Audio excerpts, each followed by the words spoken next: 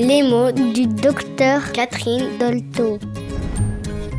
Je m'appelle Amira et j'ai 7 ans. J'ai 5 ans et je m'appelle Isaac. Je m'appelle Louise et j'ai 7 ans. Des fois, j'ai envie de pas me coucher. Mais je me dis que dès que je serai un adulte, je déciderai moi-même. Bonjour à tous et toutes, les petits et les grands. Je m'appelle Catherine Dolto, je suis médecin.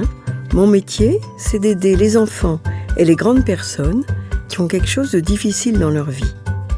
J'écris les livres de la collection Mine de rien avec mon éditrice Colline Forpoiré. J'y apparais sous les traits du docteur Cat et je raconte plein de petites histoires de vie qui sont parfois si compliquées. Dans ce podcast, des enfants se racontent, ils posent des questions et je vais essayer d'y répondre de mon mieux. Car je pense que mine de rien, quand on comprend mieux, on grandit mieux. Aujourd'hui, on va parler d'un sujet extrêmement important et pas simple pour les grandes personnes. C'est les écrans. Parce qu'il y en a partout dans notre vie, les téléphones portables, les jeux vidéo, les tablettes, tout ça. Les enfants et les grandes personnes sont un peu piégés par les écrans. Je m'appelle Alizée, j'ai 8 ans et j'ai un frère jumeau. J'ai 3 télés. Mon papa, il a débranché une télé pour en installer une dans la chambre de mes parents. Des fois, je vais regarder des films, mais eux, ils ont mis des codes sur les chaînes d'adultes pour pas que je regarde. Et sur les enfants, ils ont pas mis de code pour qu'on puisse regarder. J'ai le droit, pas souvent, que quand j'ai pas fait de bêtises, quand j'ai des bonnes notes à l'école et aussi quand je me discute pas avec Théo. Et la console et le flipper, c'est pareil, j'ai pas trop le droit, le téléphone aussi.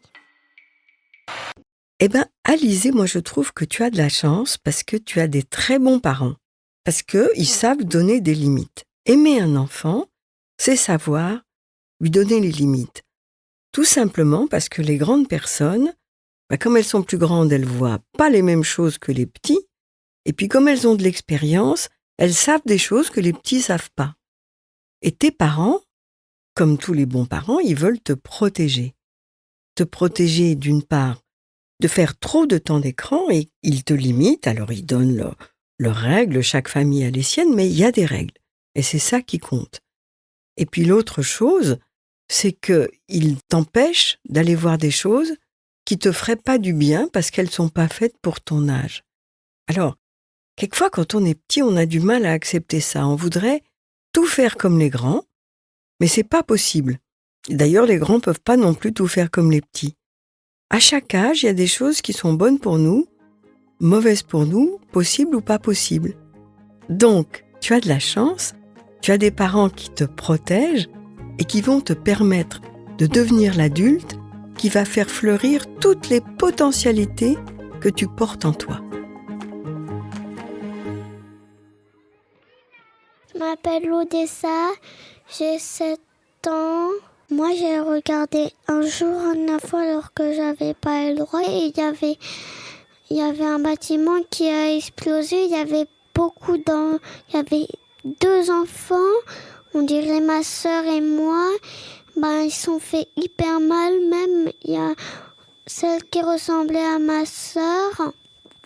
Elle est morte et ça m'a beaucoup blessée. Et après, j'en ai fait des cauchemars. Bonjour Odessa, tu parles là de choses extrêmement importantes pour tous les humains. Alors la première chose, tu décris très bien ce qu'on appelle s'identifier. Tu as vu des enfants sur l'écran, tu as pensé que ça aurait pu être toi et ta sœur, et ça t'a beaucoup touché. Ça veut dire que tu es une humaine. Parce que on a tous cette capacité, ça s'appelle l'empathie. Quand on voit quelqu'un qui souffre, qui est en difficulté, on a envie de l'aider. Et on le fait quand on peut. C'est comme ça que les humains vivent bien ensemble. Alors, le fait que tu l'aies vu à l'écran et que ça t'ait touché, ça prouve que tu as de l'empathie. Et ça, c'est très précieux. Parce qu'il y a des enfants qui regardent tellement de choses de ce genre-là, des gens qui meurent, des explosions, des choses dramatiques, que quand ils sont un peu plus grands, à l'adolescence, ben, ils ont comme le cœur dur, ça les touche plus. Et si ça les touche plus à l'écran, ben, il y a un danger que ça les touche plus dans la vraie vie. Et que du coup, ils perdent cette capacité des humains d'avoir de l'empathie, d'avoir envie d'aider. Et puis il y a autre chose que tu dis qui me paraît très important, c'est que tu as regardé alors que tu savais que c'était défendu, donc tu étais toute seule. Alors, ça te permet de comprendre que c'est pas pour rien que les grandes personnes donnent des interdits. Parce que le rôle des adultes, c'est de protéger les enfants. Alors, si jamais on regarde avec quelqu'un, et pas tout seul parce que c'est défendu, ben on peut en parler avec la grande personne. Et déjà, ça fait du bien, parce que pour les humains, parler c'est très important. Et peut-être que si tu avais respecté l'interdit, ben tu n'aurais pas eu de cauchemar comme ça. Je m'appelle Raphaël et j'ai 6 ans. Moi, des fois, quand je suis fatiguée, je regarde un film. Des fois, ça m'endort parce que des fois, je pleure. Mais c'est mes yeux qui coulent. Et donc, du coup, après, je m'endors sur le canapé. Et donc, du coup, mes parents, des fois, ils veulent pas. Mais je le fais quand même parce que sinon, j'arrive pas à m'endormir. Oh là là, Raphaël, tu racontes tellement de choses intéressantes que je ne sais pas comment je vais choisir ce que je vais te dire. Parce que tu parles du fait que quand tu es fatigué, regarder un film, c'est un peu comme si ça te berçait et ça te reposait et ça te permettait de t'endormir plus paisiblement. Et ça, figure-toi que c'est vrai aussi pour beaucoup de grandes personnes. Quand ils sont trop fatigués, leur cerveau, il a envie que on leur raconte des histoires comme ça et puis peut s'endormir en écoutant.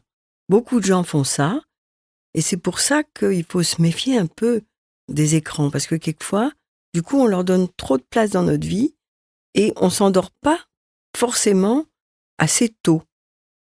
Et puis, tu racontes les yeux qui pleurent. Alors, je sais pas si c'est parce que tu regardes des choses qui te touchent ou c'est l'écran qui fait mal aux yeux. Ça, c'est important aussi, parce que tu sais, les écrans, c'est pas très ami avec les yeux. Et la dernière chose dont tu parles, c'est que tu t'endors sur le canapé. Alors moi, j'imagine que ton papa et ta maman sont là, dans la pièce, qui font autre chose, et que toi, tu t'endors pendant que les adultes font ce qu'ils ont à faire. Et ça, moi, je trouve ça très agréable. Et je trouve qu'on laisse pas assez les enfants le faire, parce que dans la journée, quelquefois, on voit pas assez nos parents.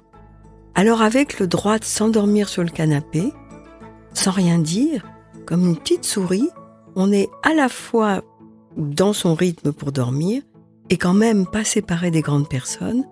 Et ça, c'est très agréable. Je m'appelle Alice, j'ai 6 ans et demi. Aussi le téléphone, quand papa et maman ils sont dessus, je leur dis rien parce que c'est eux les plus grands, du coup c'est eux qui décident s'ils jouent ou pas. Ils font moins attention à nous, ils regardent que leur téléphone. On peut rien faire. Alice, ce que tu dis là, c'est tellement important que j'aimerais bien que toutes les grandes personnes l'entendent. Parce que les grandes personnes, ils ne se sont pas rendus compte qu'avec l'arrivée des téléphones, des écrans, etc., ils avaient un outil pour pas être avec les autres. Et ça, c'est terrible. Parce que les humains, ils ont besoin des autres, ils ont besoin d'échanger, de se regarder, de parler. Même si on se dit rien, on sent qu'on est ensemble, si on regarde quelque chose ensemble, par exemple. Alors, ça fait de la peine de se dire qu'un papa et une maman se rend pas compte que son enfant est tout seul, même s'il est dans la même pièce que lui, parce que cette grande personne, elle est plus occupée à son jeu qu'à être dans la rencontre avec ses enfants. Beaucoup d'enfants me racontent des choses comme ça. Alors moi, je me dis que peut-être tu pourrais soit leur écrire un petit mot, soit leur dire quelque chose comme ça. Tu sais, quand tu es sur ton téléphone, moi je me sens toute seule. Alors bonjour, moi c'est Axel, j'ai 6 ans. Je les regarde parce que j'adore, mais la nuit, moi, ça me fait des cauchemars. Du coup, ça m'arrive ça toutes les nuits. Si on joue à trop de jeux vidéo, dans la vraie vie, on va croire que quand on meurt, on peut revivre. Mais non. Du coup, on va peut-être se tuer et on va penser qu'on va revivre. Mais non. Alors Axel, là, tu nous donnes une leçon de vie formidable. C'est-à-dire que ce qui se passe dans le pas vrai, ce qu'on appelle le virtuel, tout ce qui se passe dans les écrans, doit pas nous faire croire que c'est pas vrai. Et du coup, nous faire oublier que la question du vrai et du faux, c'est une question très, très, très importante chez les humains. Ce qu'on appelle la réalité virtuelle, ce que tu regardes sur les écrans, dont tu parles très bien, ça peut nous séparer de la vraie réalité, celle dans laquelle on vit. Et comme tu dis, ça fait des cauchemars, parce que c'est pas tout à fait à sa juste place. Merci les enfants, parce que vous voyez, les grands, ils ont besoin des réflexions des petits pour mieux réfléchir eux aussi. Mine de rien, quand on comprend mieux, on grandit mieux. Pour aller plus loin, rendez-vous en librairie pour découvrir les livres de la collection Mine de rien. Ils sont publiés aux éditions Gallimard Jeunesse Giboulet et il y a plus de 90 titres disponibles.